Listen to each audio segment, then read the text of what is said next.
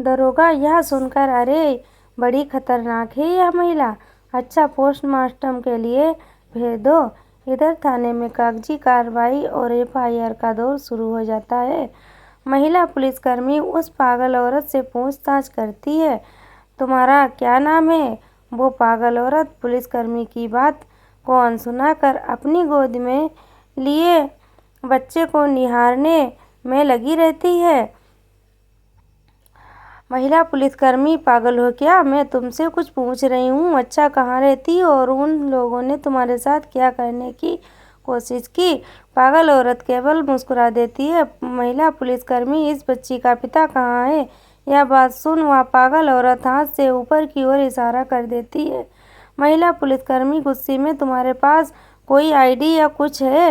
अच्छा, तुम्हारा नाम क्या है? पागल औरत अपने सिर पर हाथ रखकर अजीब सा मुंह बनाते हुए फिर अपनी बच्ची की ओर देखने लगती है। महिला पुलिसकर्मी का गुस्सा अब बर्दाश्त से बाहर हो जाता है और जोर से थप्पड़ उसकी ओर मारने के लिए हाथ बढ़ाती है। यह चाटा पड़ेगा या सब याद आ जाएगा, और जोरों से कहती है,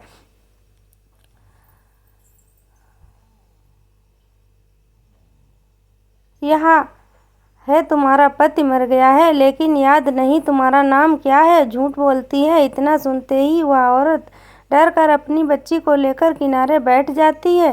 तभी महिला पुलिसकर्मी दूसरी पुलिसकर्मी से कहती है, इसकी बच्ची की को अलग करो, यह जब तक मार नहीं खाएगी तब तक कुछ नहीं बताएगी।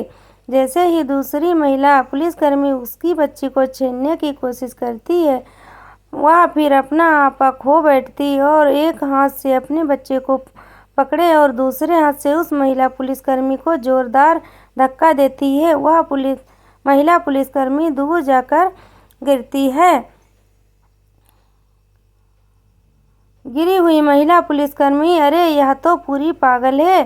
तभी कई महिला पुलिसकर्मी उसके बच्चे से उससे अलग कर देती हैं और उस पागल औरत के हाथ बांध देती हैं। वह पागल औरत अपने बच्चे की ओर देखते हुए छटपटाती रहती है। तभी उस औरत को मारते हुए लॉकअप में डाल दिया जाता है।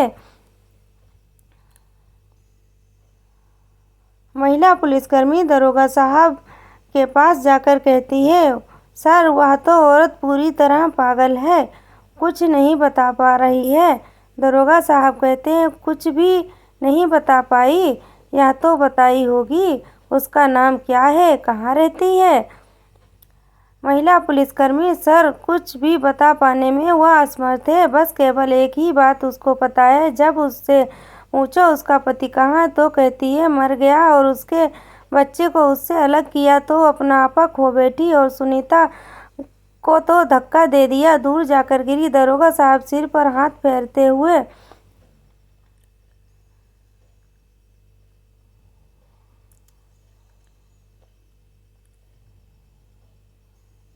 दबे गले कहते हैं, अब कैसे पता चलेगा इसका क्या नाम है, कहाँ रहती है?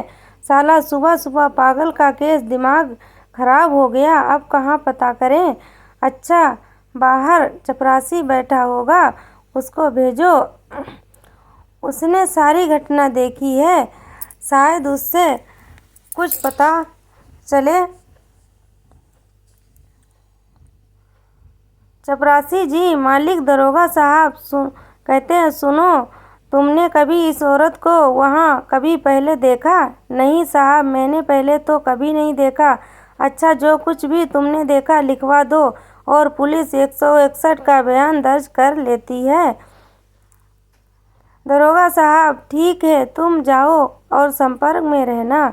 अच्छा सुनो, क्या तुम उस औरत की ओर से मुकदमा लिखवाओगे कि दिलीप भी उनके साथ शामिल था? चपरासी कहता है, साहब इंसानियत तो कहती है, लेकिन इन कोर्ट कचहरी के मामले में मैं कहाँ अपनी चप्पल घिसता फिरूंगा, और फिर जान का खतरा भी अलग बना रहेगा। मैं गरीब आदमी, इन सब पचड़े में मुझे मत डालो साहब। हाँ, मैं गवाही के लिए कोर्ट का आ जाऊंगा। दरोगा साहब कहते, ठीक है, फिर तो तुम जाओ। इधर दिलीप और अन्य दोनों मृतक के घर वाले रोते और विलाप करते हुए आ जाते हैं। दिलीप के पिता मेवालाल व अन्य दरोगा साहब से मिलते हैं। मेवालाल धीमी आवाज में, नमस्ते साहब। दरोगा साहब कहते हैं, आप कौन हैं?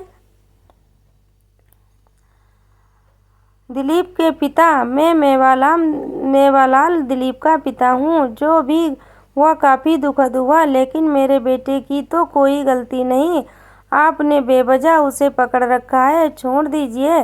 दरोगा साहब यह सुनकर गुस्से में मुंह बनाते हुए कहते हैं, छोड़ दीजिए। आपके बेटे और 2 अन्य ने मिलकर उस औरत का रेप करने की कोशिश की और आप कहते हैं छोड़ दीजिए। सब पर FIR की गई है। मेवालाल कहते हैं, पर साहब मेरा बेटा तो दूर खड़ा था, उसने तो कुछ किया ही नहीं। दरोगा साहब कहते हैं, अगर आपके बेटे के कहे अनुसार हम बात मान भी लें तो उसने पुलिस को सूचना क्यों नहीं दी? इसको छोड़िए, कोर्ट में बताइएगा जाकर, हमें अपना काम करने दीजिए। और दरोगा साहब सभी को हड़काते हुए अपने कमरे से बाहर कर देते हैं। काफ़ी छानबीन करने के बाद भी उस औरत का कोई जानने वाला या संरक्षक नहीं मिलता है। पागल से जुड़ा मामला होने के कारण मीडिया भी इसे ज़्यादा नहीं उठाती। इधर सारी कागजी कार्रवाई FIR रिपोर्ट के द्वारा कर मामला कोर्ट में पहुंचता है। चार्जशीट 90 दिन में पेश करनी होती है।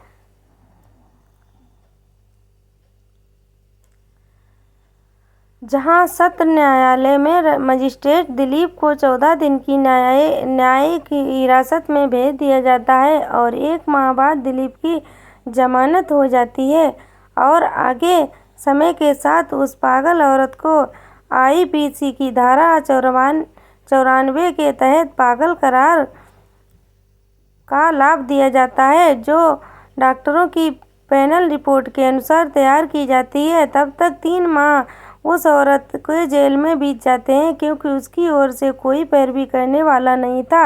ये कुछ माह उस औरत के रोते बिलखते चुपचाप गम में डूबकर बीत जाते हैं। खाना भी कभी खाती कभी नहीं। कभी वह रात को जाग अपनी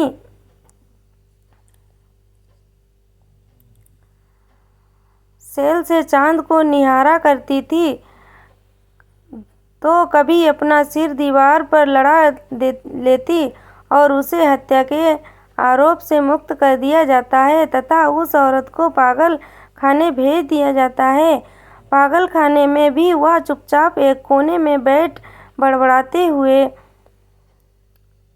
अपने सिर पर हाथ रख बैठी रहती है, मानो ऐसा लग रहा है कि वह केवल उस बच्ची के बारे में ही सोच रही है और उसे खुद भी याद नहीं अब वह कहाँ है। पागल खाने में रोज की तरह उसे दवा दी जाती है और साथ ही कभी कभी शौक के झटके भी दिए जाते हैं, जो मात्र 1 सेकंड के लिए सिर के दोनों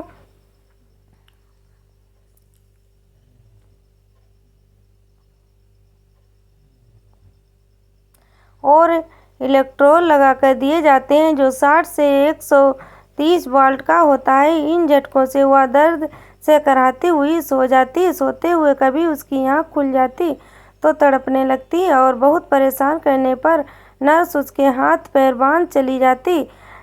वह जब कभी अन्य पागलों की हरकतें देखती तो हल्का खुश हो जाती है।